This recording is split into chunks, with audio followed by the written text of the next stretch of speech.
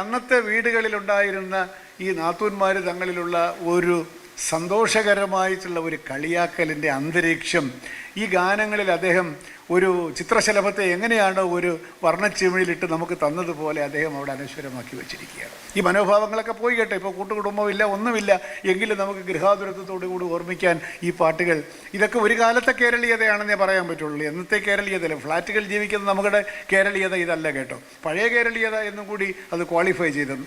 ഇത്തരത്തിലുള്ള ഒരുപാട് കേരളീയമായിട്ടുള്ള കേരളത്തിന് മാത്രമായിട്ടുള്ള സന്ദർഭങ്ങളെ അനശ്വരമാക്കാൻ ഭാസ്കരൻ മാസ്റ്ററിൻ്റെ ഗാനങ്ങൾക്ക് സാധിച്ചിരിക്കുന്നു. മാത്രവുമല്ല, ഈ സിനിമാ ഗാനങ്ങൾ ഒരു കാലത്ത് സന്തോഷ് കുമാറിനെ പോലുള്ള അക്കാദമിക പണ്ഡിതന്മാർ ഞങ്ങളെ ഒന്നും അകത്ത് കയറ്റില്ല. ഞങ്ങളെന്ന് പറഞ്ഞ പാട്ടെഴുത്തുകാരെയൊക്കെ പുച്ഛമാണ്. ഇപ്പോൾ എല്ലാം മാറിയിട്ട് സന്തോഷ് കുമാറിനതില്ല. എന്നാലും അക്കാദമിക് ഞാൻ ഒരു വലിയ കോളേജിൽ നിന്നിട്ടാണല്ലോ ഇത് പറയുന്നത്. അക്കാദമിക് പാണ്ഡിത്യത്തിന് പാട്ടെഴുത്തുകാരൊക്കെ എന്ന് പറഞ്ഞാൽ വലിയ പുച്ഛമാണ്. അതിനകത്തൊരു കാര്യമില്ല. ഞാൻ പറയുന്നു, കവിതകളോടൊപ്പം തന്നെ പാട്ടുകളിൽ കുടിയിരിക്കുന്ന കാലഘട്ടത്തിൻ്റെ മുദ്രകൾ ആ പാട്ടുകളുടെ മൂല്യം വർദ്ധിപ്പിക്കുകയാണ്. ഫോസിൽസിനെ കൊണ്ട് ആർക്കിയോളജിസ്റ്റുകൾ പുരാതന കാലത്തേക്ക് പോകുന്നത് പോലെ ഈ ഗാനങ്ങളിനകത്തൊക്കെ നമ്മുടെ മനോഭാവങ്ങളുടെ സാമൂഹിക ചരിത്രത്തിൻ്റെയൊക്കെ വിരൽപ്പാടുകളുണ്ട്. ഇപ്പോൾ ഞാൻ സ്ഥിരമായിട്ട് പറയുന്നൊരു ഉദാഹരണമുണ്ട്. എന്താണ്, എങ്ങനെ ഞാൻ നാവെടുത്ത് പേര് വിളിക്കുമെന്ന് മാസ്റ്ററുടെ ഒരു പാട്ടുണ്ടല്ലോ. ഒരു പെൺകുട്ടി ചോദിക്കുകയാണ്, എൻപ്രാണ നായകനെ എന്ത് വിളിക്കും? ഇപ്പോൾ ഒരു പ്രശ്നമില്ല എന്നുള്ള എനിക്കറിയാം. എടാന്ന് പോടാന്ന് വിളിച്ചാൽ മതി, ഒരു പ്രശ്നമില്ല. മനസ്സിലായില്ലേ? പക്ഷേ അന്നത്തെ കാലത്ത് അങ്ങനെ അല്ല എന്ന് ഇന്നത്തെ കുഞ്ഞുങ്ങൾക്ക് അറിയണമെങ്കിൽ ഈ ഫോസിലെടുത്ത് നോക്കണം, ഈ പാട്ടെടുത്ത് നോക്കണം.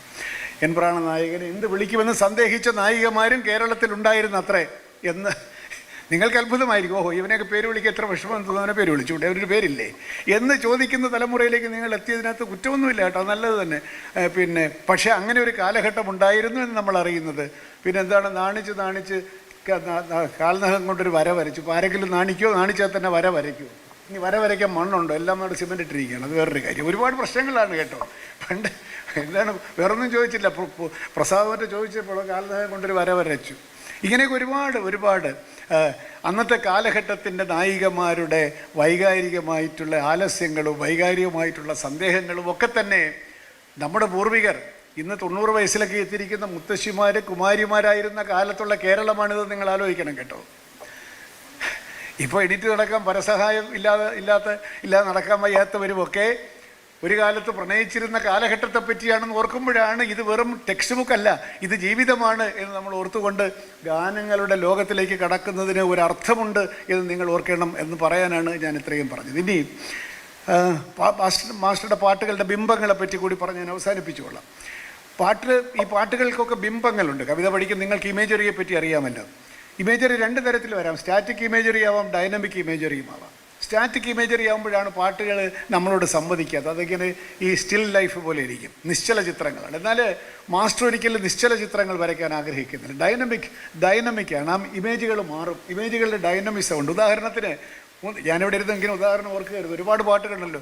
മാരിവില്ല് പന്തലിട്ട ദൂരചക്രവാളം മാടിമാടി വിളിക്കുന്നത് അറിഞ്ഞില്ലേ. ചുമ്മാ അവിടെ ദൂരചക്രവാളം ഇങ്ങനെ ഈ എന്താണ് സ്റ്റേജ് സുജാതൻ വരച്ചു വെച്ചതുപോലെ ഇരിക്കുകയല്ല. നാടകത്തിലെ സ്റ്റേജ് പോലെ ഒരു വരച്ചു വച്ചിരിക്കുകയല്ല, മാരിവില്ല് വരച്ചു വച്ചിരിക്കുകയല്ല. മാരിവില്ല് പന്തലിട്ട ദൂരചക്രവാളം മാടിമാടി വിളിക്കുന്നത് അറിഞ്ഞില്ലേ പഞ്ചശരൻ വളർത്തുന്ന പൈങ്കിളിപ്പെണ്ണ. ആ മാടിമാടി വിളിക്കുന്നതോടുകൂടി ആ ചിത്രമാകെ ഡൈനമിക് ആയല്ലോ. അതുപോലെ ഇനി എത്ര എണ്ണം. മഞ്ഞണി പൂന്നിലാവ് വെറുതെ ഇങ്ങ് വരികയല്ലോ. പേരാച്ചൻ കരയിൽ മഞ്ഞൾ അരച്ച് വെച്ച് നീരാടുകയാണ്. ഒരുപാട് ജോലി ചെയ്ത് വന്ന് ആദ്യം കടവിലിരുന്നു, മഞ്ഞൾ അരച്ചു, പിന്നെ നീരാടിക്കൊണ്ടിരിക്കുകയാണ്. ആരാണ്?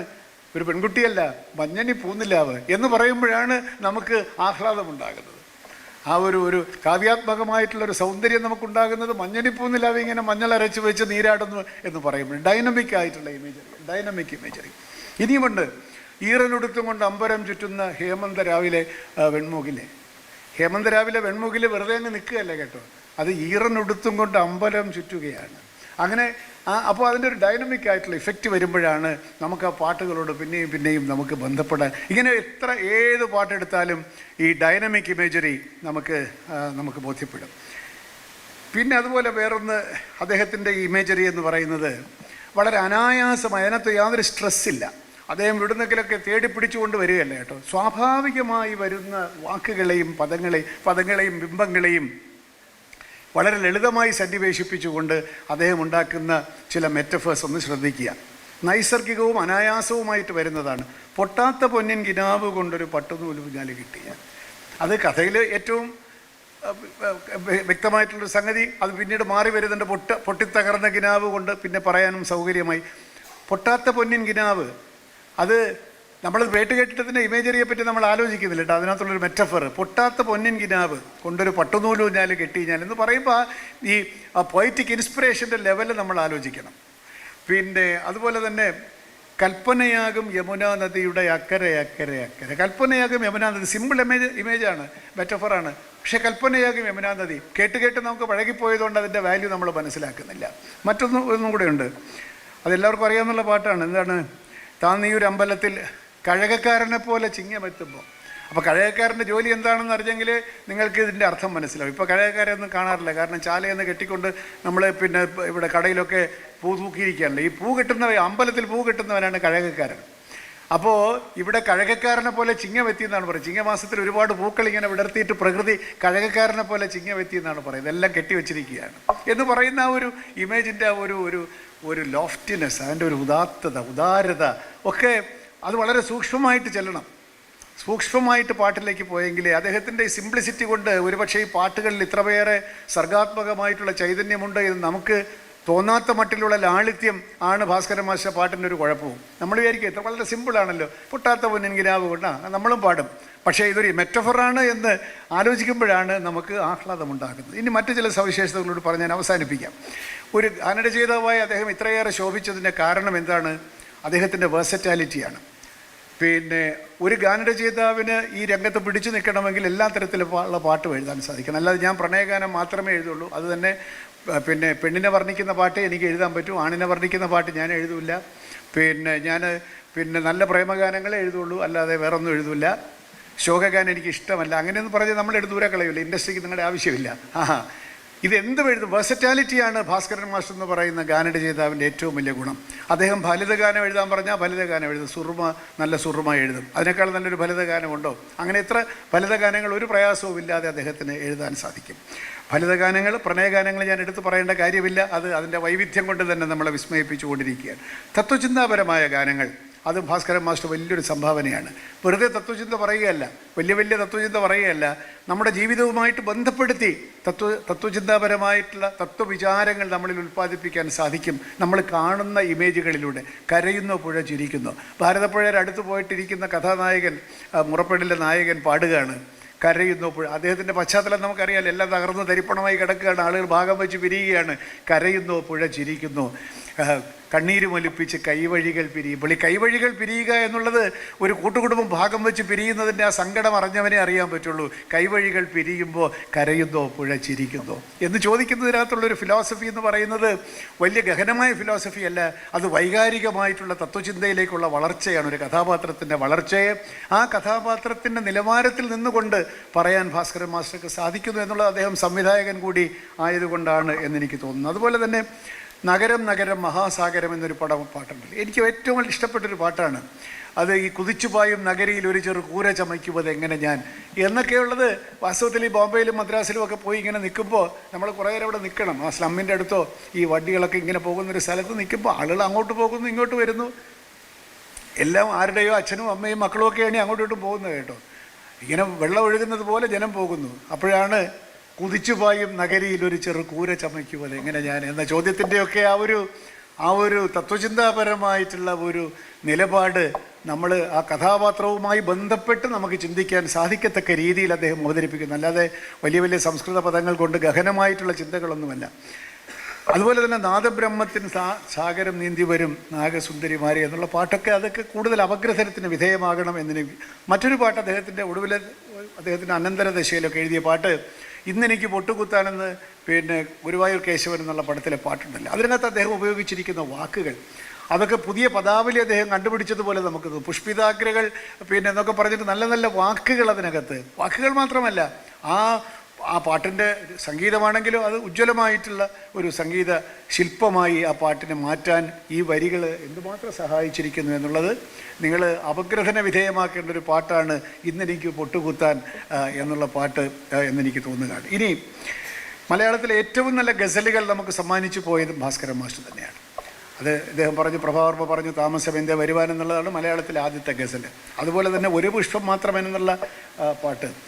ബാബുരാജ് എന്ന് പറയുന്ന സംഗീത സംവിധായകനെ കൊണ്ട് ഇത്രയേറെ സംഭാവനകൾ നമുക്ക് തരാൻ ബാബുരാജിന് സാധിച്ചത് ഭാസ്കരൻ മാസ്റ്ററുടെ വൈകാരിക പൂർണിമയുള്ള ഈ ഗാനങ്ങൾ കൊണ്ടായിരുന്നു എന്നുകൂടി എനിക്ക് പറയേണ്ടതുണ്ട്. കാരണം മറ്റു പല ഗാനരചയിതാക്കളുടെയും കാര്യത്തിലില്ലാത്ത വൈകാരികത ഭാസ്കരൻ മാസ്റ്ററുടെ ഗാനങ്ങളിൽ നിറഞ്ഞു നിൽക്കുന്നു എന്നുള്ളത് കൊണ്ട് ബാബുരാജിൻ്റെ അത്ഭുതകരമായിട്ടുള്ള സ്പർശം കൊണ്ട് നമുക്ക് അനശ്വരമായിട്ടുള്ള ഗാനങ്ങൾ ഭാസ്കരനും ബാബുരാജും ചേർത്ത് തന്നു.